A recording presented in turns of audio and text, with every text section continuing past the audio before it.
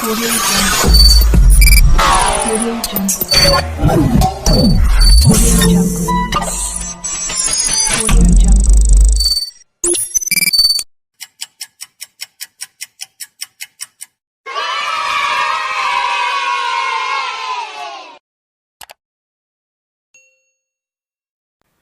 Assalamualaikum warahmatullahi wabarakatuh. Anak cerdas sekalian, jumpa lagi bersama Pak Guru di Momo Edukasi Channel pada video pembelajaran tematik kelas 5 semester 2, tema 6, panas dan perpindahannya, subtema 3, pengaruh kalor terhadap kehidupan di pembelajaran 4. Anak cerdas sekalian, Pak Guru doakan agar kalian selalu sehat walafiat dan tak lupa untuk selalu mensyukuri nikmat dan karunia yang telah Allah Subhanahu wa Ta'ala berikan. Amin. Anak cerdas, perhatikan gambar-gambar berikut. Bagaimana pendapatmu jika kamu berada di tempat dalam suasana seperti pada gambar tersebut? Tahukah kamu bagaimana usaha yang dilakukan masyarakat agar keadaan seperti pada gambar tersebut terwujud? Salah satu usaha yang dilakukan adalah memastikan bahwa menjaga kebersihan lingkungan menjadi kewajiban dan tanggung jawab warganya. Salah satu kota yang sangat peduli terhadap kenyamanan warganya adalah Kota Bandung. Hal ini terjadi selain karena pemerintah yang peduli, juga keterlibatan masyarakat yang juga membuat hal itu bisa terjadi. Secara bergiliran, warga masyarakat memelihara kebersihan lingkungan masing-masing sebanyak 2 kali sehari, pagi dan sore. Giliran ini dilakukan oleh warga masyarakat secara sukarela, selain bantuan dari pemerintah daerah yang turut memberikan fasilitas. Bagaimana dengan daerah tempat tinggalmu? Apa akibatnya bila tanggung jawab untuk menjaga lingkungan tersebut tidak dilaksanakan? Anak cerdas sekalian, permasalahan sosial di sekitar kita tidak bisa dilepaskan dan begitu melekat secara erat sehingga kita mengalaminya hampir setiap hari. Untuk lebih mengetahuinya, mari membaca teks bacaan berikut yang berjudul Permasalahan Sosial di Sekitar Kita. Setiap warga negara mempunyai tanggung jawab yang harus dilaksanakan sesuai perannya. Di dalam masyarakat, salah satu bentuk tanggung jawab adalah melaksanakan nilai-nilai Pancasila sebagai dasar negara.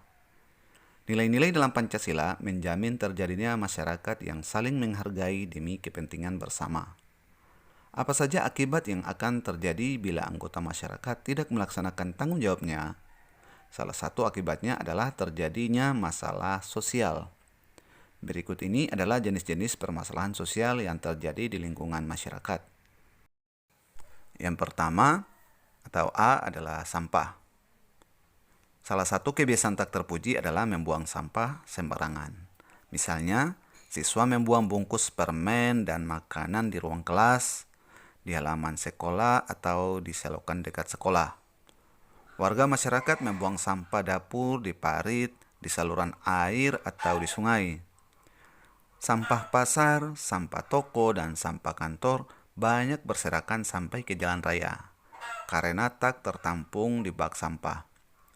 Hal ini terjadi karena banyak orang tidak bertanggung jawab menjaga lingkungan mereka dengan membuang sampah sembarangan. Sampah yang bertebaran di sekolah mengurangi keindahan sekolah karena tidak sedap dipandang dan mengganggu kegiatan belajar mengajar. Hal ini mengurangi kenyamanan para siswa yang belajar di sekolah. Sampah yang berserakan di jalan raya mengakibatkan jalan tampak sempit. Jalan menjadi kotor dan licin. Arus lalu lintas kendaraan menjadi tidak lancar dan membahayakan para pengguna jalan. Hal ini memengaruhi kenyamanan dan keamanan para pengguna jalan tersebut.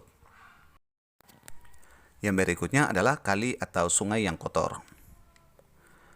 Kali atau sungai kadang-kadang dijadikan tempat pembuangan sampah bagi masyarakat. Pabrik-pabrik atau industri juga banyak membuang limbah ke kali tanpa diolah terlebih dahulu. Sementara itu, ada juga orang-orang yang mendirikan bangunan di bantaran kali. Semua ini membuat kali menjadi kotor dan daya tampungnya berkurang. Akibatnya, pada musim penghujan, air kali meluap, mengenangi daerah sekitar, sawah-sawah, dan pemukiman penduduk.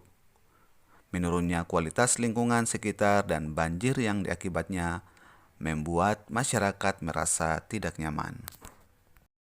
Berikutnya adalah bangunan liar. Bangunan liar sering kita jumpai berada di atas saluran air, di trotoar, di taman-taman kota, dan kadang-kadang jalan layang. Pada umumnya, bangunan liar berupa bangunan sementara yang didirikan di tempat yang tidak seharusnya. Hal ini akan menyebabkan masalah kesehatan dan kebersihan lingkungan yang menimbulkan ketidaknyamanan masyarakat pada umumnya. Yang terakhir adalah kemacetan lalu lintas. Kemacetan lalu lintas sering terjadi pada saat jam berangkat sekolah atau jam berangkat kerja. Salah satu penyebab kemacetan lalu lintas antara lain banyak pengguna jalan yang tidak melakukan kewajibannya untuk menaati aturan lalu lintas. Hal tersebut dapat menimbulkan ketidaknyamanan dan ketidaknyamanan para pengguna jalan dan masyarakat sekitarnya. Ternyata banyak sekali permasalahan sosial di sekitar kita ya Ben. Bahkan di sekolah kita saja ada beberapa masalah yang sering sekali terjadi, padahal sudah banyak cara dilakukan untuk mengatasinya. Iya, saya juga baru menyadari bahwa sebagian besar masalah itu terjadi karena ada pihak yang tidak melakukan kewajibannya dengan baik. Hak dan kewajibannya tidak seimbang. Saya juga baru menyadari, sebagai anggota masyarakat, ketika satu pihak tidak melakukan kewajibannya, bisa mengakibatkan hak semua anggota masyarakat juga terganggu. Disitulah mulai muncul permasalahan sosial. Saya setuju dengan pendapatmu. Kita punya hak dan kewajiban yang harus dilakukan dengan penuh tanggung jawab, termasuk berbagi makanan dengan yang tidak membawanya, bukan? Kamu, tetapi kue ini memang enak sekali. Kue apa itu namanya? Rasanya saya belum pernah memakannya sebelumnya. Saya bercanda, Made. Ini bolu oleh-oleh khas kota Medan. Ibu mendapatkannya dari teman beliau yang baru kembali dari Medan. Ya, kue ini sangat terkenal di sana. Makanya sering dianggap sebagai oleh-oleh khas dari kota itu.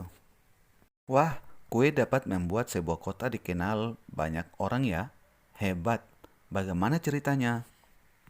Anak cerdas, untuk lebih mengetahui lagi informasi dari percakapan Beni dan Made tadi, perhatikan teks bacaan berikut yang berjudul Usaha Bolu Meranti Medan.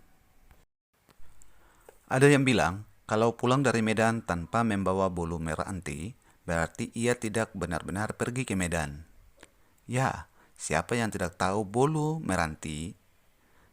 Tetapi ternyata bolu itu menjadi oleh-oleh khas Medan mulai tahun 2000-an. Sebelum itu, orang tidak tahu apa-apa tentang oleh-oleh tersebut. Bolu meranti adalah makanan berupa bolu gulung berbahan dasar telur dan tepung yang diisi berbagai macam isian. Untuk membuat bolu ini diperlukan oven untuk memanggang adonan yang telah dibuat sebelumnya. Saat ini ada berbagai isian untuk bolu ini.